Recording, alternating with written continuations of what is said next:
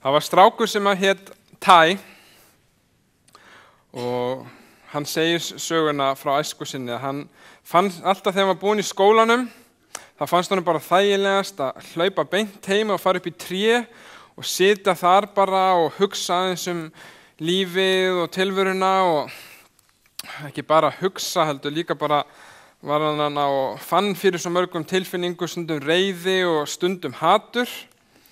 En það var af því að það var svolítið erfitt heima hjá honum. En því miður þá gat hann ekki bara verið í skólanum og beint upp í tré alla daga. Hann þurfti að fara að borða og gera heimanámið sitt. Og þegar að mamma kom og kallaði Ty, komdu inn, þá hlýddi hann því og fór heim að borða og gerði það. Mammans, hún var svona rosalega glaðvær kona og hamingjusöm og alltaf reyna að gera lífið gott fyrir hann. En pappans var ekki alveg jafn almennilegur. Honum fannst pappan eiginlega vera einstaklingurinn sem að drap alla gleðin á heimilinu. Því eftir hann kom heim og hann var búinn að fela sig upp í tré og kom inn og því hann átti að borða kvöldmat, þá var það alltaf svoleiðis að meðan að pappin var aðeins að fá sér í glas og svona hægt og rólega þegar að máltíðin gekk á, þá var alltaf einhver uppákoma. Pappin var reiður og það var eitthvað sem að fór í pirrunar á honum. Hann fann alltaf eitthvað. Hvort sem að maturinn var ekki nógu vel framreiddur eða heitur eða hvort að mamma var að eyða einhverjum tíma í eitthvað rugl eða reikningarnir sem voru komnir og það endaði alltaf eins, fannst honum. Pabbi var brjálaður og stundum bara fór hann og sló mömmans, jafnvel til blóðs og þau krakkarnir hlupin í herbyggi til þess að fela sig frá pabbanum. Og það gekk stundum svo vel að hann bara lamdi hana þannig að hún var meðvindalaus og þau söfnuðist bara börnin og vissi ekkert hvað þetta að gera og grétu bara og voru hrædd við þennan pappa sinn. Það kom einn dagur í lífi Ty síðan meir þegar hann var aðeins eldri að einu sinni þegar hann var að leiðinni koma heim úr skóla og það var að fara að ganga svolítið ill í skólanum hjá honum. Einhvernina voru ekki að ganga vel og hann svona var að meira út af fyrir sig að fela sig svolítið mikið að mamma hans kom og talaði við hann og sagði við hann Ty, veistu það, ég veit alveg út í skarpborið, þú getur fengið betri einhvern í skólanum og við ekki leiðið hvernig þetta er heima hjá okkur og þú þurfir að horfa upp á þetta en ég þarf að segja það svolítið. Ty þótti rosalega vænt mömmu sína sem var góð en hann þoldi ekki pappa sinna af því að hann var svo vondur við mömmu hans. Hún sagði, komdu inn aðeins Ty og komdu niður úr trénu, við ætlum að tala aðeins saman áður en að Charlie kemur heim. Charlie, akkur er hann að kalla hann Charlie? Hún hafði aldrei kallað hann áður, alltaf bara kallað hann pappa. Og þau töluðu saman skólan og einhverjum hennar og síðan segja hún, Ty, ég þarf að segja það svolítið. Charlie, hann er ekki pappiðinn. Ha, sagði Ty. Pappiðinn heiti Jóhannes, hann er í raun og veru pappiðinn. Hann var mjög góður og fyndinn og indæll, hann var aldrei vondur við mig og lagði aldrei hönd á mig. En málið að þegar við áttum þig, þá var hann bara svo ungur og var ekki tilbúinn til þess að fara inn eitt samband og vildi bara vera að skemmta sér og lifa svona táningslífi. En ég vildi eitthvað betra og öryggi fyrir þig, þess vegna fann ég annan mann og við giftum okkur en síðan endaði hann að vera kannski ekki það besta fyrir okkur. Charlie er ekki pabbinn, sagðum við hann. Ég vona að hjálpi þér, að þú svona kannski sjáir aðeins öðruvísi okkar kringumstæður. Og Ty sagði að hann hafði aldrei kallað hann mann upp frá því aftur pabbi, heldur bara Charlie. Hægt og rólega svona aðeins svona fór að ganga betur hjá hann eyddi ekki eins miklum tíma upp í trénu og nokkrum árum síðan eftir svona einhverja barsmíðar þá yfirgaf hún þennan Charlie og þau fluttu yfir á annan stað. Myndin sem að við höfum af okkar himneska föður getur skipt rosalega miklu máli.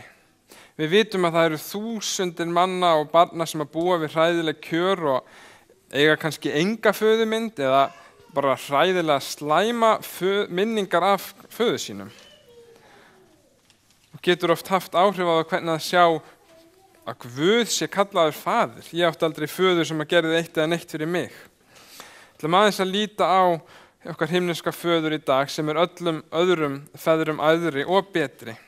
Því að það eru margir góðir líka pappar til hér á jörð sem að endurspegla kærleika okkar himneska föður. Við skulum lúta aðeins höfð í bæn saman. Kæri himneski, algóði Faðir,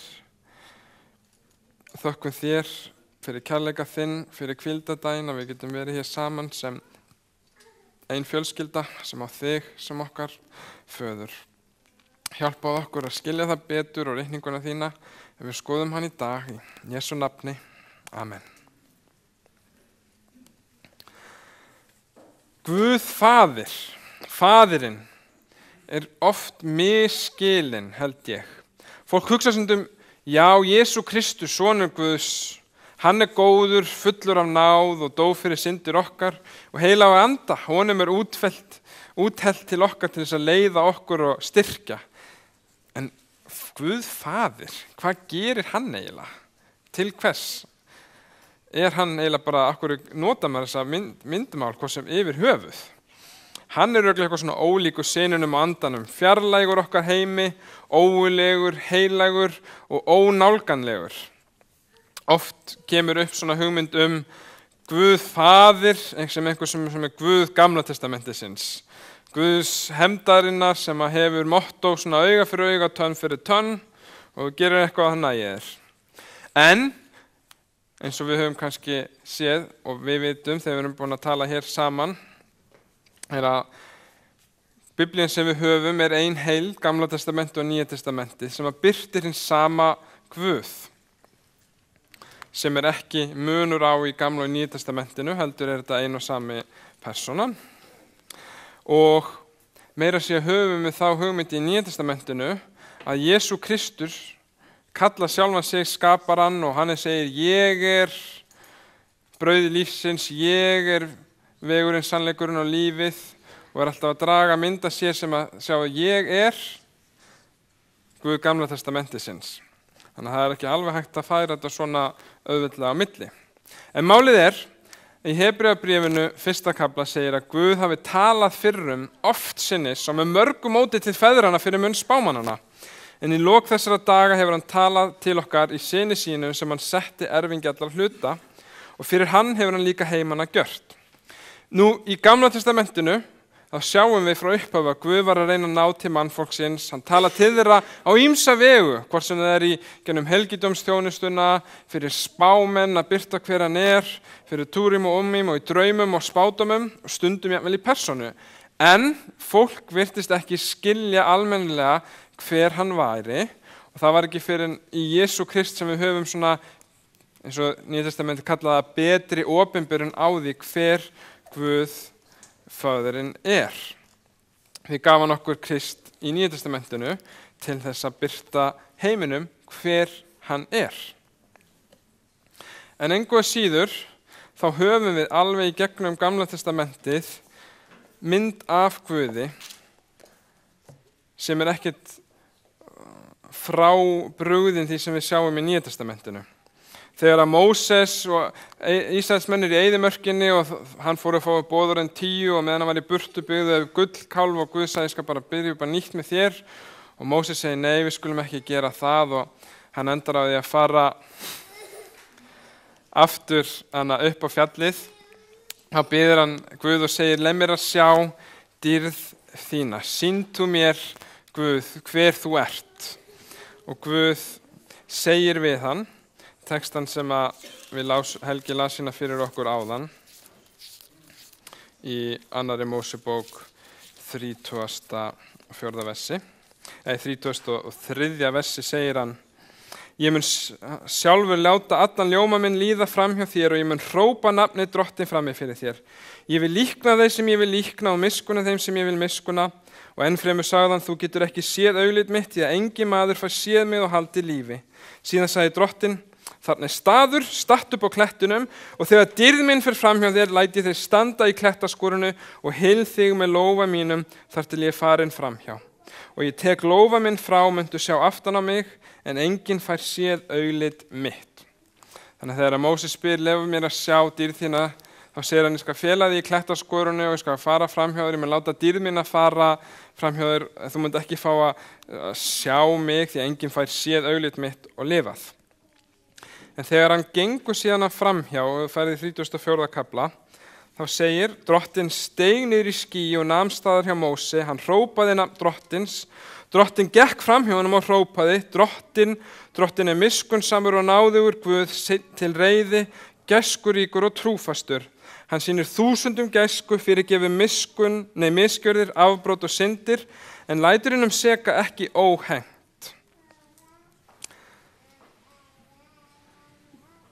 Þegar dýrð Guðs birtist Móses, þá birtist hún í því hver hann hvaða karakter eða lyndiseinhver hann hefur að geyna. Hann miskunnsamur en réttlátur. Það nefnilega auðvelt að kalla á réttlæti og heimta á dóm en að hafa manngæskuna og skilningin með. Og það líka auðvelt að beita miskunn og fyrirgefningu, en hvar réttvísin í því? En hann birtist honum sem Guð miskunnar og réttlætis. Hinn góði dómari sem að borgar illgjörðarmönnunum makleg málagjöld, en einnig hinn skilningssami og miskunnsami sem að tekur breyskleika mannsins í myndina. Og í plani sínu uppfyllir hann öllu réttlæti þegar hann á við syndina, síni miskunn á sama tíma hann átti við syndavandamáli með krossdauða Krist. Syndin fær refsingu, en syndarinn fær líka náðina. Hann birtist líka í Gamla testamentinu sem skjól. Ég tók bara eitt smá dæmi. Það hann í Gamla testamentinu, þegar þeir voru komnir yfir í fyrirheitna landi, það átti að vera svona griðaborgir, 6 borgir í landinu, 3 borgir handan Jórdan, hinar í Kanan, og ef þú varð einhver af bana óvart, og í stað þess að hefnd sé úttelt, líf fyrir líf, auga fyrir auga, tönn fyrir tönn, máttur fara til þessara borgar. Ef að óvart varst kannski að valda manndrápi af gáleysi, ekki myrtir ekki einhver með köldu blóði, var þetta griðastaður fyrir þig til æviloka. Þú gast verið það, tala máliðinu að þú var saklaust, þá gastu fengið grið eða miskunn á þessum stað, þrátt fyrir að tæknilega hefði einhver getað sagt líf fyrir líf maður, hann drap hann en það var óvart, en ég vil heimta að fá bara að borga fyrir það. Því að réttlæti mætti kalla kannski auga fyrir auga, tönn fyrir tönn og líf fyrir líf, en Guð sá að þetta gat verið brútalt og hluti gerast óvart og hann sá fyrir því. Þess vegna nota sálmaskáldin oft svipaða mynd og þessar borgir sem að voru griðastaður fyrir þann sem að hafði gert eitthvað, en það var skilningur á bakvið að hluti gerast óvart. Og sálmaskáldin kalla Guð skjól eða hæli, eins og við lásum í 27. Davíðssálm hér í upphafi, hann geymir mig í skjóli á óheilla deginu. Eða 47. sálmi, Guður oss hæli og styrkur, örugg hjálp í nauðum. Fjöll eru kringum Jerúsalem og eins og Drottinn kringum líð sinn héðan í frá að eilífu. Hjá föðunum skjól að finna, enda syngjum við í sálmunu stundum, hvert geti syndum flúið frá, beint inn að hjarta Guðs. Ekki frá honum, heldur til hans. Í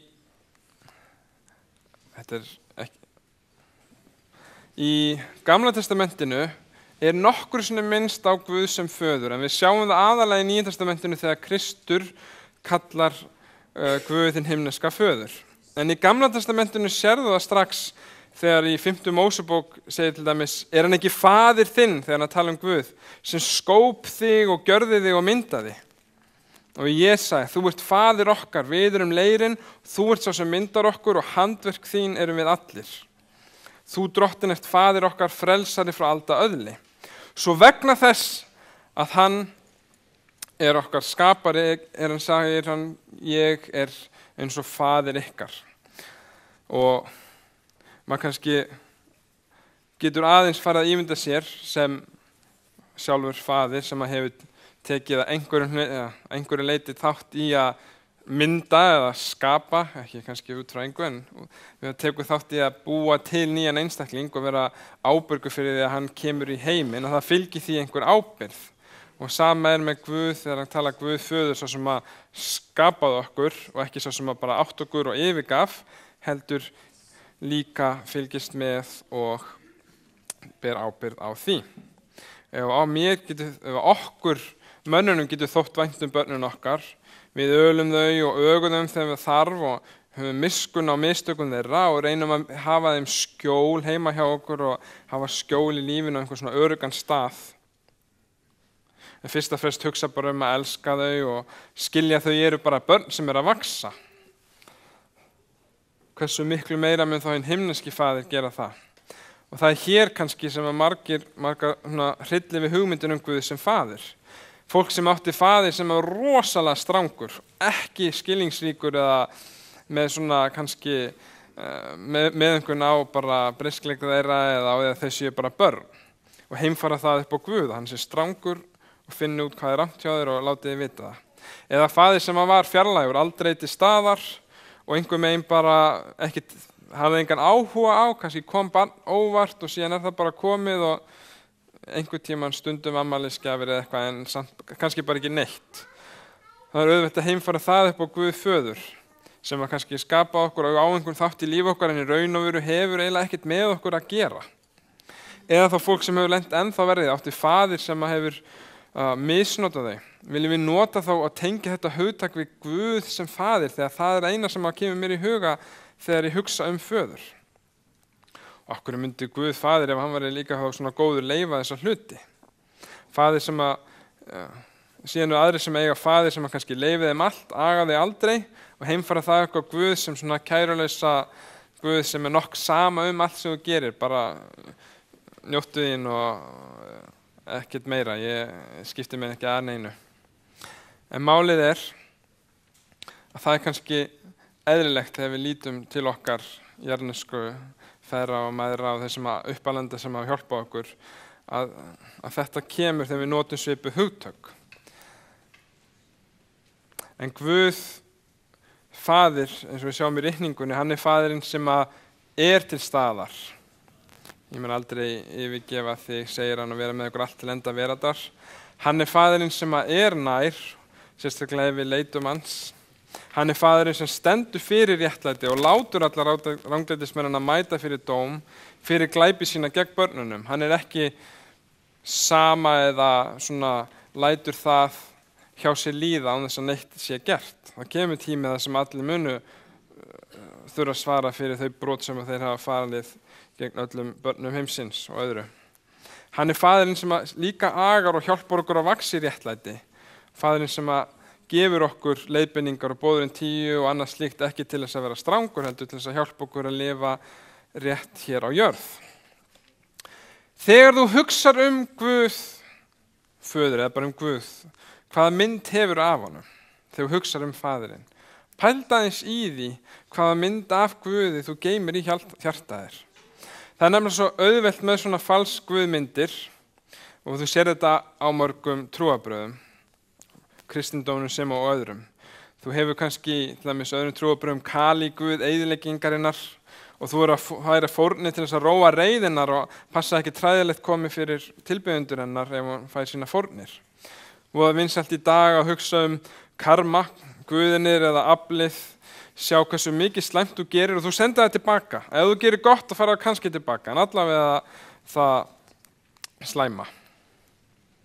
Já, það auðvelt að segja þetta með þá sem myndu flokkast undir heiðingi eða önnur trúarbrögð. En hvað með kristnina? Hvað með hugmyndun að Guð faðirinn sé reiður en Jesú Kristus er sonurinn sem að sefar? Hvað með hugmyndina að við verðum að flýja svo syndum okkur og taka við Jesú Krist, ella mun Guð brenna þig og það lengi vel, takk fyrir. Taktu til hjá þér, annars ert þú bara tóst, bara, eins og þið segir, bara turn or burn. Já, og by the way, Guð elskaði samt. Það sem að voða mikið kannski hefur verið inn í myndin á kristninni, einhver megin ógurleg Guðsmynd, en samt, já, Guð kærleikur líka, einhver megin púsla sér saman, ég veit ekki alveg. Sum slæm trúaratriði, þau láta Guðleysi líta vel út, sem eiginlega bara ágætan kost.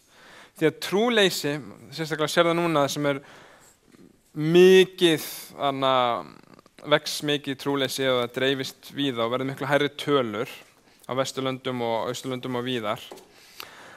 Það ekki að versta sem að ég get ímyndað mér að komi fyrir trúarbrögðin að fólk segir að það sé ekki til neinn Guð og bara þú dáin ertu farin. Hræðileg kannski hugmyndum að vita og sért bara á eitthvað korn í heiminum á einhverju plánetu og svífur út í buskan.